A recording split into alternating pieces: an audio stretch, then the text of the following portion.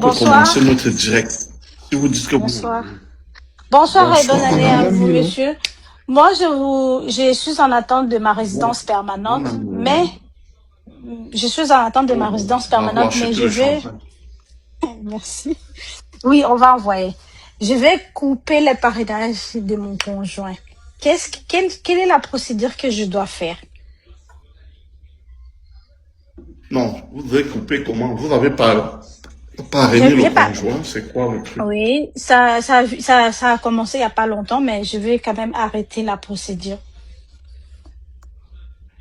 Non, vous l'avez parrainé comment? Vous n'avez pas encore la résidence permanente. Moi, j'en ai pas en main, mais Vous l'avez... quand j'ai fait la demande, je devais l'inclure avant, mais je l'ai pas mis. Je l'ai mis après, mais je vais quand même qu'il soit disloqué, donc enlever de mon dossier au complet. Non.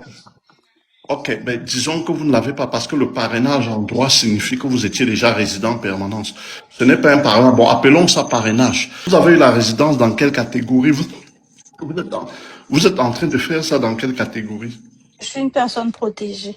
Ah, ok, vous ne voulez plus de lui, mais enlever, c'est rien. Vous écrivez à IRCC, ils vont répondre. Ok, Faites le formulaire web.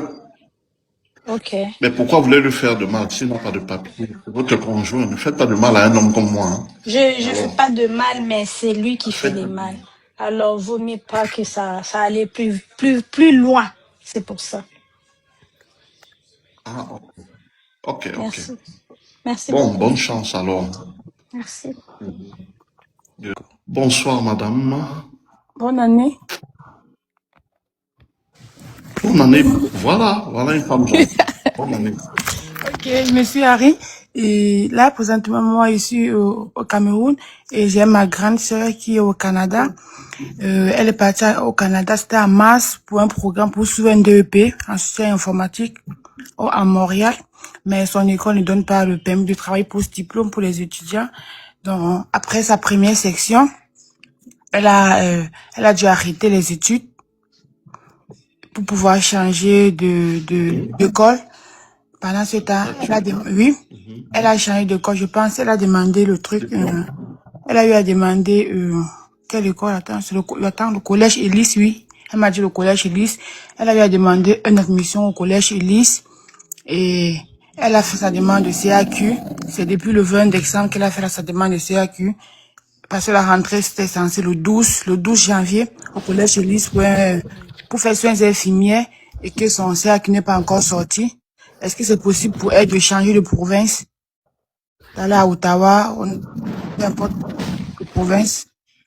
Parce que là, son permis d'études va s'expirer en avril, le 30 avril 2026. Bon, je suis très pessimiste pour elle. Elle n'est pas sur la bonne voie, ce que je peux lui dire. Elle n'est pas sur la bonne voie parce que par expérience, des choses qui sont vouées à l'échec. Elle a fait des mauvais choix. Hein. Voilà, donc si elle est au Canada, laissez-la prendre son destin en main. Si elle veut nous contacter, elle va nous contacter et prendre une consultation privée d'urgence. Peut-être qu'est-ce qu'elle peut rattraper. Mais elle est sur la mauvaise voie, ça c'est sûr. Je sais de quoi je parle. Ok. Est-ce que c'est possible pour elle, je ça que je demande, est-ce que c'est possible pour elle de changer de province? Si elle vient, est-ce que c'est Oui, mais je possible pour vous dis elle? qu'elle est sur la mauvaise voie. Je ne veux pas vous dire, elle est sur la mauvaise voie.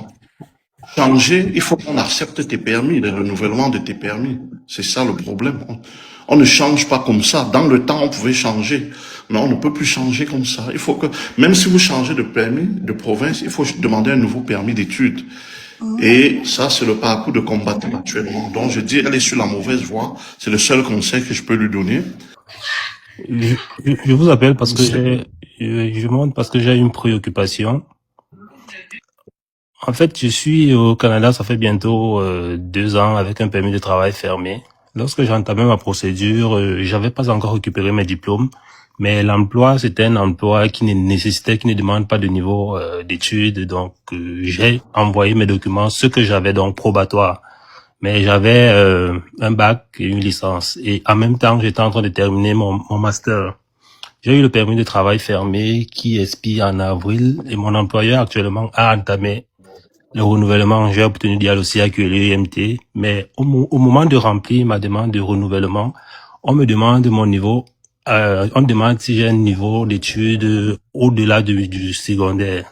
Je ne sais pas si je dois continuer de mettre l'ancien niveau probatoire ou je dois mettre mon master que j'ai obtenu en 2023 ou parce que actuellement j'ai fait déjà la déclaration d'intérêt où j'ai précisé que j'ai un master 2 et j'ai obtenu déjà l'évaluation comparative.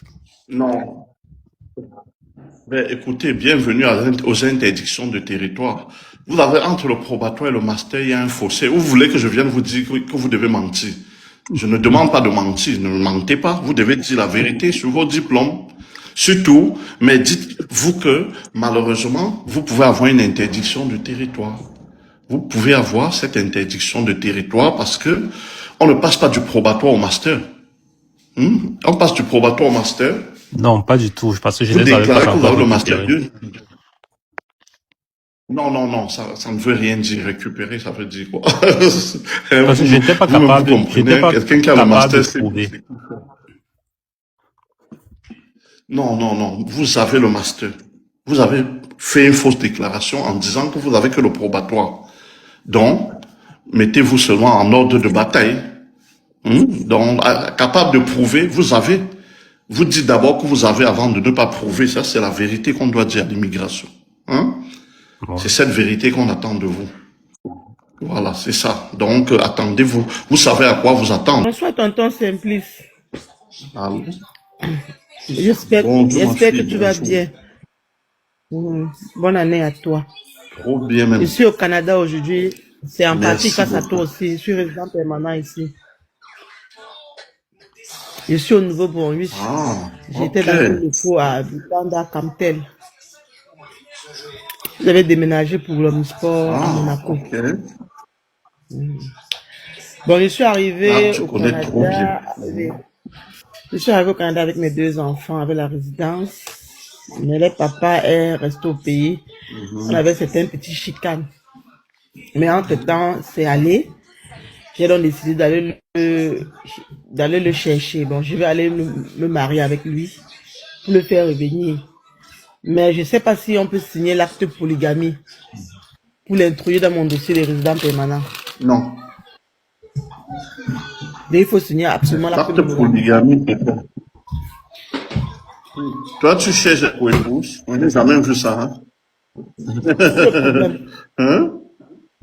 Et à moi, ça me dérange pas. Je veux juste Donc, savoir voilà si une je vais vraie aller au pays. femme. J'ai pas de problème avec Donc, ça. voilà une vraie femme, vraiment. Mais on peut pas signer. Malheureusement, on peut pas signer polygamie au Canada. C'est ça. Donc, il faut pas L'acte signer l'acte de pour venir, ça polygamie va au pas passer. Cameroun pour venir introduire dans mon dossier de parrainage. Non. Ok. Mais maintenant, si... Pas une vraie femme, hein, qui aime la polygamie, c'est rare. Bon, maintenant, j'ai une Il autre faut pas question. avoir le Une deuxième travail tout de suite. question. Si à jamais je me marie, j'ai pas l'intention d'immigrer un jour pour le Canada. Je me marie peut-être 10 ans passés avec mon mari et avec un acte de polygamie et que demain, on décide de faire l'immigration. Est-ce qu'il faut changer l'acte là bien? Il faut changer. Il faut changer. Il faut changer. D'accord. Avant, Merci. il y a des agents qui acceptaient souvent des déclarations de ceci, mais il faut changer, c'est ça. Ok, merci beaucoup. Bonsoir à tout le monde. J'espère que vous allez bien. Très bien, très bien. Ok. Moi, j'ai une question. Quand on reçoit une interdiction de territoire, qu'est-ce qui peut être fait pour rattraper? Parce que moi, j'ai mon épouse qui est au Canada. Et moi, j'ai d'abord demandé à un monsieur de faire mes papiers. Il m'a demandé même de l'argent pour ça. Mais après ça, il a déclaré que j'étais marié. Pourtant, j'ai jamais été marié avec mon épouse. C'est rien qu'en janvier 2025, je me suis marié. Et du coup, on m'a donné une interdiction de territoire. Qu'est-ce que je pourrais faire pour rattraper cela?